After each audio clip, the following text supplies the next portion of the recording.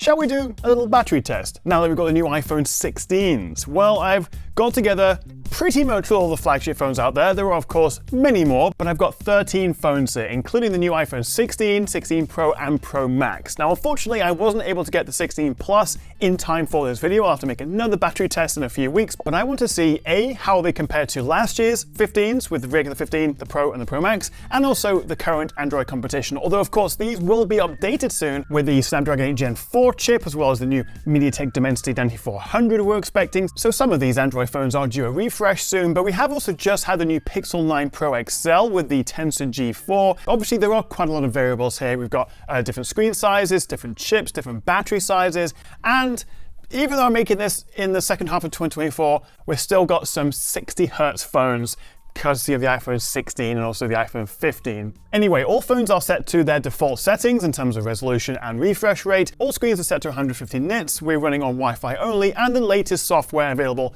to the phone as I'm recording this. And kicking off with half an hour of YouTube, I'm going to do 30-minute increments of a variety of different apps. Now, of course, your usage will vary based on what apps you use, what signal you have, whether you have 4G or 5G. This is just to give you a bit of an idea how the phones compare. And I just want to see, in this particular test, which one lasts the longest. And particularly with the new iPhones, which Apple say not only are a big boost, but actually the 16 Pro Max should be the longest lasting iPhone they've ever made, which is a pretty big statement, but then it's also a pretty big phone. It's 6.9 inches, the new 16 Pro Max, the biggest iPhone ever, and so they've also been able to squeeze in the biggest battery. Couple of things to point out. Yes, I do have the Vivo X100 Pro and not the Ultra, which actually is a slightly newer, higher-end phone with a bigger battery, 55 versus 5400 mAh cell. However, the Pro has the MediaTek chip, the Dimensity 9300, which in my tests and lots of other research I've done actually performs much better for battery life. So for this battery test, I'm using the Pro. Now, I'm also very interested to see how the Pixel 9 Pro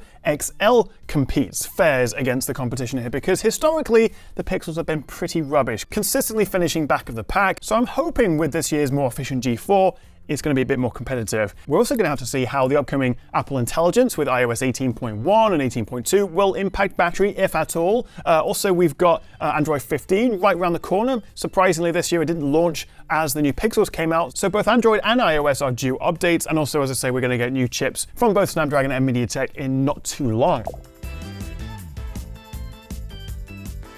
Okay, I'm going to stop here just for a second, because at the 2.5 hour mark, as we were approaching 11:30 at night last night, I actually want to do an overnight standby test, see how much each phone drops in terms of battery overnight. Unfortunately, my camera decided to stop recording for those last 5 minutes. I did still make a note of each battery, so what you're seeing on screen is correct. So let's use our imagination to pretend that I'm now going to bed, and I will pick this up in 8 hours' time. Good night.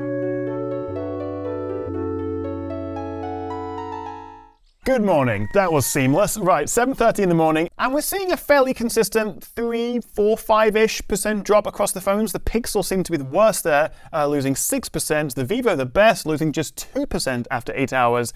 And I think we're already beginning to see the pack separating OnePlus, the Vivo, out in front, still in green. Everything else is in the yellow territory now. But let's switch over to Netflix, which actually is quite difficult to test with this many phones because the account kicks me out, but I can play different trailers. And I can tell you now, these videos are an absolute pain in the backside to make, because you really have to baby them. If you just walk away for 5 minutes, a screen will go off, something won't play correctly. You just have to be basically staring at a white desk and a group of phones for, well, you'll see the number of hours at the end of the video, but it's a long bloody time. So if you do enjoy this, you do find it helpful, a cheeky little like and subscribe would be fantastic. And if you do have any other feedback for how I can improve my next one, what other phones you'd like me to include, drop a comment as well. Now, you would be right to say that this isn't fully indicative of battery life in the real world, because we're not testing the modems, the networks with 4G and 5G, but there are so many variables. I'd have to get 13 different eSIMs, and also my signal here in my house is actually pretty awful. So that's not really going to work for this test, but certainly you will probably drain your battery a little bit quicker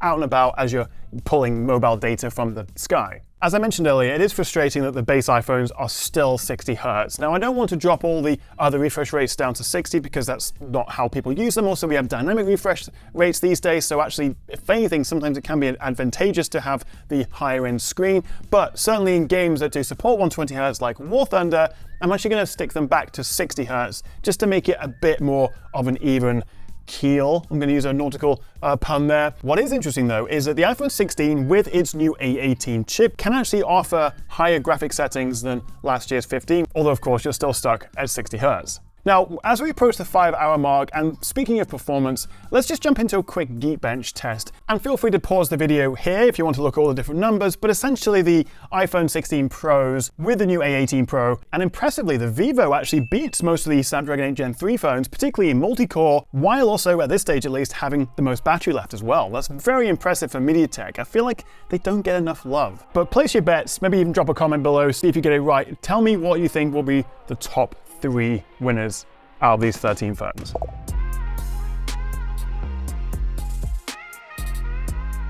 Oh, the iPhone 15 Pro is not looking too hot. 4% left.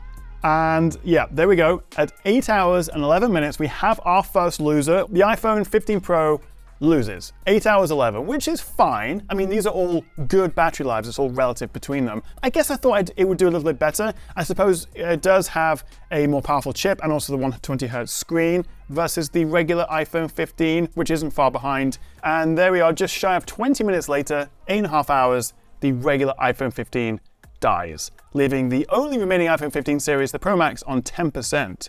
With the 16s not too far behind there. I should have said this at the beginning, but all iPhones have 100% battery health. None of these phones have been used for more than a couple of weeks, all under 50 cycles of battery, because I want, full battery capacity, but also having used them for a little bit because often the software can optimize the battery.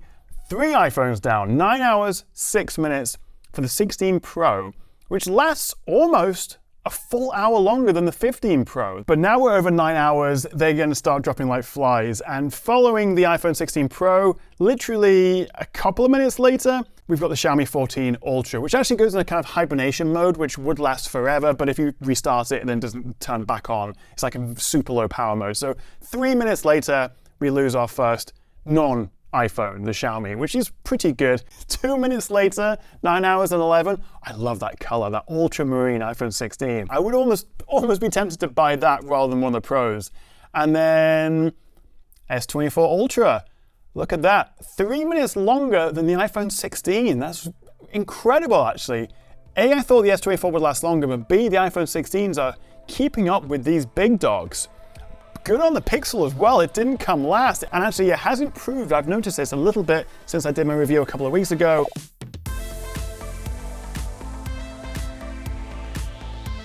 4 phones left. They've all got a little bit left in the tank, actually. Until then, the OnePlus 12 kicks the bucket at 10 hours 51, over an hour and 10 longer than the Oppo, which was the last one to die before it. So certainly OnePlus, the Honor, the Vivo, and the iPhone 16 Pro Max are in a league of their own above everything else. And then about 40 minutes later, the iPhone 16 Pro Max is out of juice, leaving 2 phones left. I think we can pretty confidently say which one's going to win here, because we'll see how long it takes for the Honor to drain that last 1% of battery. Again, like the Oppo, it just lasts and lasts and lasts. 11 hours, 33 minutes, another 40 minutes over the OnePlus, and that gives us our winner, the Vivo X100 Pro with the Dimensity 9300 chip. It's fantastic, and I can't wait to see what MediaTek do with the 9400, and obviously we have to see how long it takes until it finally dies.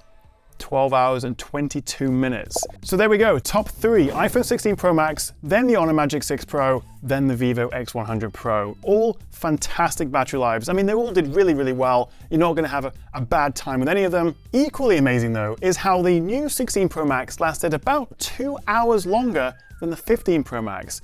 Boom, there we have it. If you have any feedback, let me know in the comments below. Let me know what phones you'd like me to include next time, which of course should include the 16 Plus as well. I would expect, given the battery sizes, that the 16 Plus comes just shy of the 16 Pro Max, which Apple claim has the longest battery life. They wouldn't say that if they thought the 16 Plus would last longer. So I'll have to do this all again with the new generation of 8 Gen 4 phones with the 16 Plus, and so I can look forward to doing another one of these and standing over a table for like 14 hours. Thank you so much for watching, guys. I hope you found this useful. As I say, a subscribe or a thumbs up would be fantastic, and I'll see you next time right here on the Tech Chat.